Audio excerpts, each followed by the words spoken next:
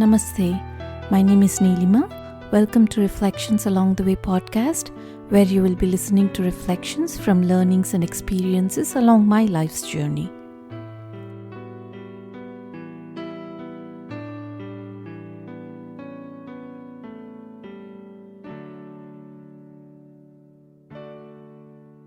So this method of vasana exhaustion that we have talked about in the entire past episode, Karma Yoga, is very well suited with a person who is inclined toward action, and it's a typical characteristic of all modern men. However, Vedanta has other variations depending on the human personality, right? Not all humans have this temperament. So Vedanta has a path for every kind of human being.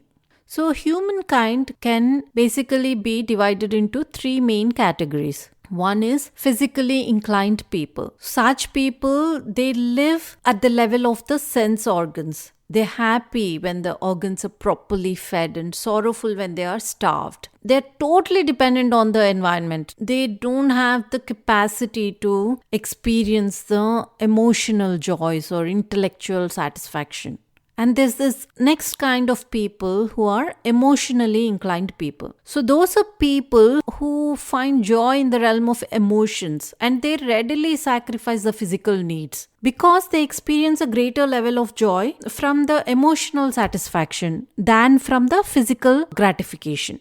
For example, a physically inclined person gets satisfaction out of a sense of possessing or coming into contact with an object, whereas an emotional person finds greater joy and satisfaction by giving that same object to a person she or he loves, even though they have the choice to possess it themselves. And the third kind of people are the intellectually inclined people. These people will readily sacrifice both physical gratification and emotional needs for the sake of an ideal that they cherish, because they enjoy a far superior level of contentment by working or reaching that ideal than they would by catering to their other two personalities. So all the lives of all freedom fighters and, sufferings of all the martyrs, they're all examples of these kind of people. And we have learned previously that our thoughts are a reflection of our vasanas, right? And as our thoughts, so are our actions. If we change our thoughts, then we change the very way we live our life. And the way we can change our thoughts can be affected by three methods. One is by reducing the quantity of thoughts. The second is by improving the quality of thoughts. And the third is by changing the direction of the thought flow. And with this basis in mind, these three paths, famously known as the Karma Yoga, Bhakti Yoga, and Jnana Yoga, are incorporated in the Vedantic texts. Karma Yoga is the path of action which is best suited for active people who have like a combined temperament of intellectual and emotional orientation. So what this path does is it reduces the quantity of thoughts in the mind.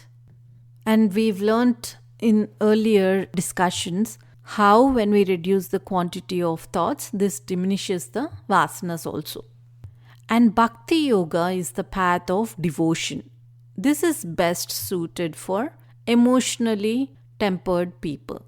So what this does is this helps improve the quality of thoughts that are entertained. So the bhakta or the devotee, a person who is practicing Bhakti Yoga, he or she spends all the emotional energy in singing devotional hymns, doing prayers, reading about the lives of other bhaktas, reading about the enlightened saints. So thus they change the quality of thoughts, which would otherwise would have been spent on maybe watching TV or reading novels or something like that. where they get this emotional satisfaction. Jnana Yoga is a path of knowledge which is best suited to those who are predominantly intellectual. When we follow this path, then the direction of thoughts is changed from this realm of perceptions and emotions to the life principle